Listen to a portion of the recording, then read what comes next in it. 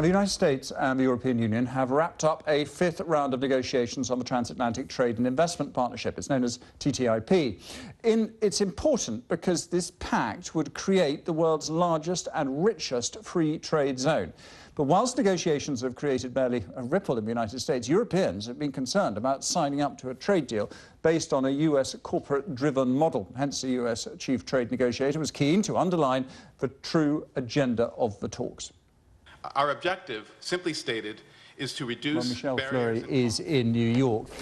This is, I mean, it's been a number of interruptions. It's not been a sort of a steady, continuous sort of flow of negotiations. How close are we to getting something agreed? Well, it's funny you should ask that, Jamie, because that was a question that was put to Dan Mullaney, and his response to that question, if I can read that out to you, is, you're coming to the one-year anniversary. He responded by saying, well, I think we're about halfway through. And if he had to sort of give it a point score between 1 and 10, Jamie, he said we're around 5. In other words, we're about halfway through this process. It's still got a long way to go. Now, initially, when these talks were launched, the hope was that some sort of trade agreement could be completed, possibly by 2015.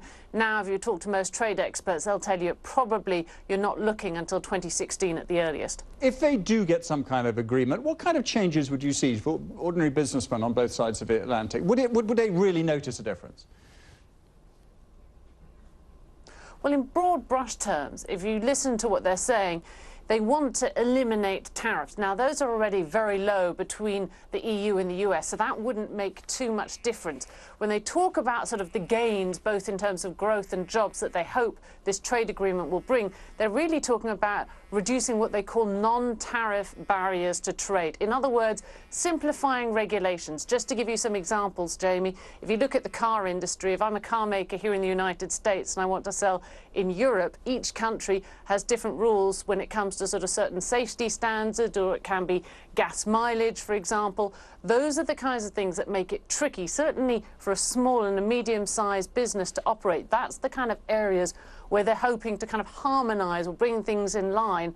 And I was speaking to a company earlier this week in the chemicals industry, and she told me that, look, in one case, she has a water purification product that she tried to get into Europe. She applied for sort of permission for the relevant safety rules back in 2000. By 2005, she'd only got approval in a handful of European countries, but in other countries, it still wasn't approved. And of course, this was a product that was deemed perfectly safe here in the United States. Those are the kind of difficulties, if you like, they're trying to eliminate. But of course, some people say, well, hang on a second, are you just going to lower standards altogether? That's the fear, particularly a fear you hear expressed in Europe, perhaps more than here. But what I find fascinating about this is because if they do a deal on this, on common standards, it would be so big and involve so many businesses in Europe and the US, it would not only become a standard for them, but also around the world.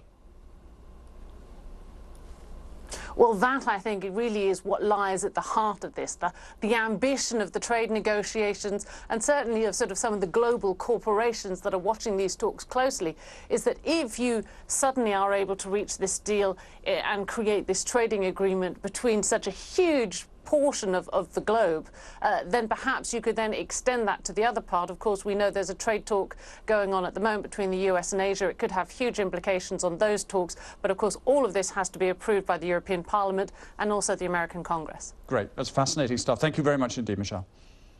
Michelle Fleury there.